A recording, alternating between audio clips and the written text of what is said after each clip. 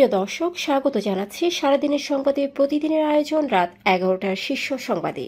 সারা বিশ্বের গুরুত্বপূর্ণ সব সংবাদের শিরোনাম জেনে নিন শুরুতেই। আওয়ামী লীগের বিরুদ্ধে যত মামলা আছে সবগুলোই তুলে নেব বললেন মির্জা ফখরুল। পরক্ষণে দিলেন সংশোধনী, বললেন বক্তব্যকে ভুলভাবে বিভিন্ন গণমাধ্যমে উপস্থাপন করা হয়েছে। দিল্লি লালকেল্লার ঘটনার ষড়যন্ত্র, মন্তব্য নরেন্দ্র মোদীর। অন্যদিকে ইসলামাবাদে আত্মঘাতী হামলার জন্য ভারত দায়ী বললেন পাকিস্তানের প্রধানমন্ত্রী শেহবাজ শরীফ।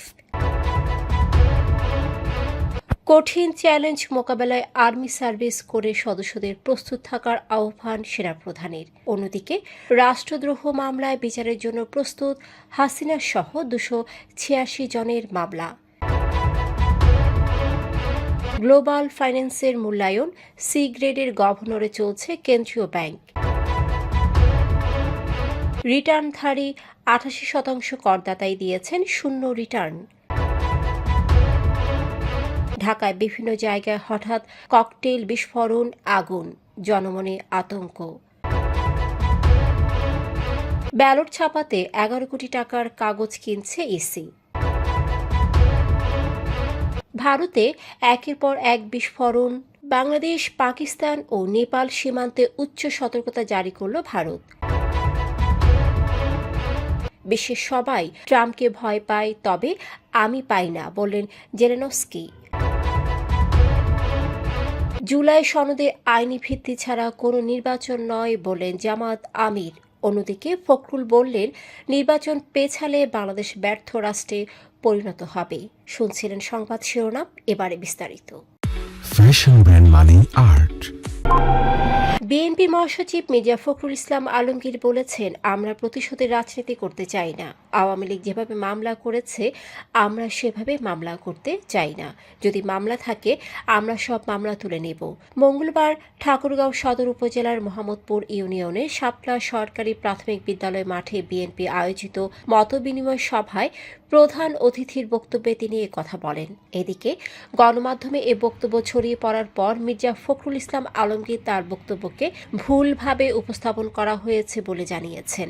বিএনপির সহ দফতর সম্পাদক অ্যাডভোকেট মোহাম্মদ তাইফুল ইসলাম টিপু স্বাক্ষরিত বিবৃতিতে তিনি বলেছেন, মতবিনিময় সভায় তার বক্তব্যের মূল অর্থ ছিল, আমরা প্রতিশোধের রাজনীতি করতে চাই না, আওয়ামী লীগের মতো হয়রানিমূলক মামলা করতে চাই না এবং এই ইউনিয়নে হয়রানিমূলক মামলা হলে আমরা তা তুলে নেব।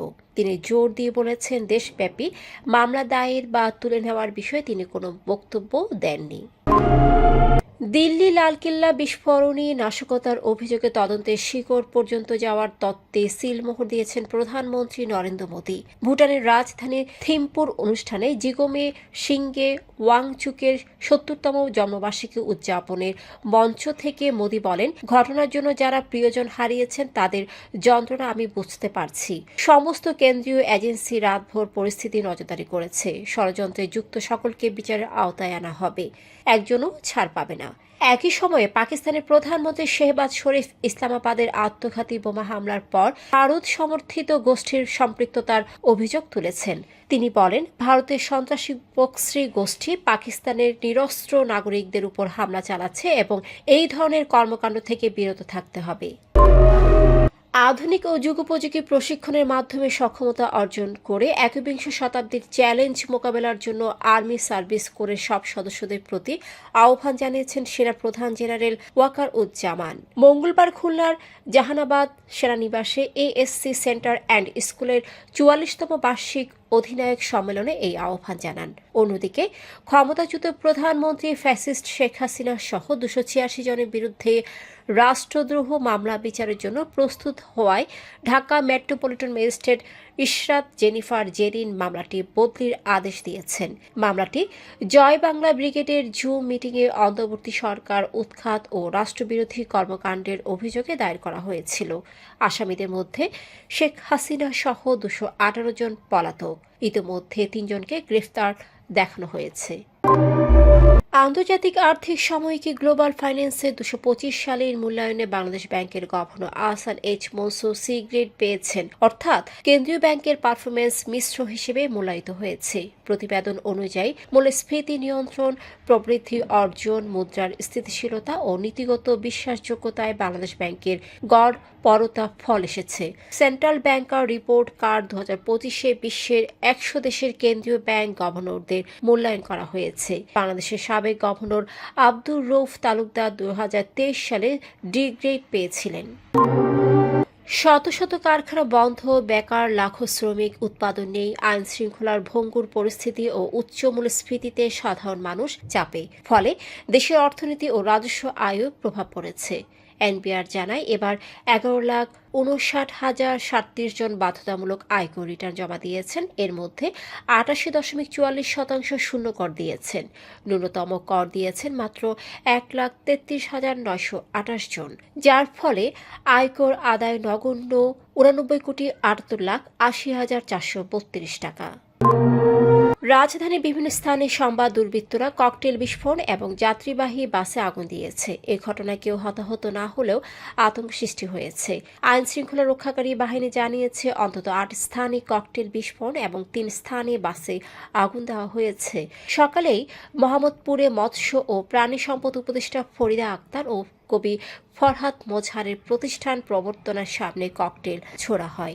এছাড়া ধানমন্ডি, মিরপুর, মৌচাক, শেরেবাংলা নগর ও খিলগাঁওয়ে বিস্ফোরণ ঘটে।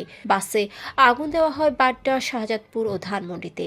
ডিএমপি জানিয়েছে এই অপতৎপরতা আতঙ্ক ছড়ানোর উদ্দেশ্যে করা হয়েছে। বৃহস্পতিবারে আওয়ামী লীগের ঢাকা লকডাউন কর্মসূচির সঙ্গে এর কোনো যোগসূত্র আছে কিনা তা তদন্ত চলছে। জড়িতদের আইনের আওতায় আনা হচ্ছে। ত্রয়োদশ জাতীয় সংসদ নির্বাচনের জন্য নির্বাচন কমিশন রাঙ্গামাটির কাপ্তায়ে অবস্থিত Chandraghona Karnaphuli paper mills limited KPM থেকে ৯১৪ টন কাগজ কিনেছে, যার বাজার মূল্য প্রায় ১১,১১,০০,০০০ টাকা। ইতিমধ্যে ১৭৮ টন সরবরাহ হয়েছে। বাকি ৭৩৬ টন ধাপে ধাপে ২০২৬ সালের জানুয়ারির মধ্যে সরবরাহ হবে। কেপিএম এর এমডি মোহাম্মদ শহীদ উল্লাহ জানিয়েছেন ২০২৫-২৬ অর্থ বছরের নির্বাচন কমিশনের জন্য রঙিন ও বাদামি সালফেট কাগজ মিলিয়ে ৯১৪.০০৯ টন অর্ডার পাওয়া গেছে। এছাড়া সরকারি ও বেসরকারি প্রতিষ্ঠান থেকে প্রায় ২,৮৯৪ টন কাগজের অর্ডার এসেছে, যার বাজার মূল্য প্রায় ৩৭.৩৩ কোটি টাকা। শনিবার পর্যন্ত ৯২৩ টন কাগজ বিক্রি হয়েছে। দিল্লি লালকেল্লার কাছে ভয়াবহ বিস্ফোরণে ৯ জন নিহত ও আরও কয়েকজন আহত হওয়ার পর ভারত, পাকিস্তান, বাংলাদেশ ও নেপাল সীমান্তে উচ্চ সতর্কতা জারি হয়েছে। সোমবার রাতে আন্তর্জাতিক সীমান্তগুলোতে নিরাপত্তা জোরদার করা হয়। পাঞ্জাবের ভারত পাকিস্তান সীমান্ত, উত্তরপ্রদেশ নেপাল সীমান্ত এবং অন্যান্য সেনা চৌকিতে বিএসএফ নজরদারি বাড়িয়েছে। ন্যাশনাল ইনভেস্টিগেশন এজেন্সি ও দিল্লি পুলিশ ঘটনার তদন্ত শুরু করেছে। ইউক্রেনের প্রেসিডেন্ট ভলোদিমির জেলেনস্কি বলেছেন তিনি যুক্তরাষ্ট্রের প্রেসিডেন্ট ডোনাল্ড ট্রাম্পকে ভয় পান না এবং তাদের সম্পর্ক গঠনমূলক।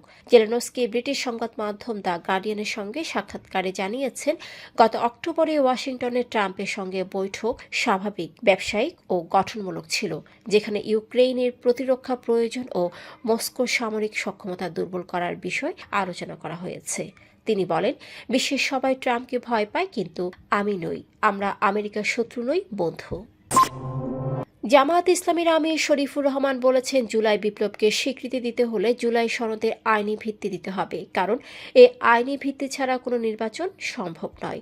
মঙ্গলবার পল্টন মোড়ে জামায়াত সহ ৮ দলের সমাবেশে তিনি জাতীয় সনদ বাস্তবায়ন আদেশ জারি ও উক্ত আদেশের উপর গণভোট আয়োজন সহ ৫ দফা দাবি তুলে ধরেন। শফিকুর রহমান বলেন, ২০২৬ সালের নির্বাচন দেখতে হলে আগে জুলাই বিপ্লব স্বীকৃতি হতে হবে।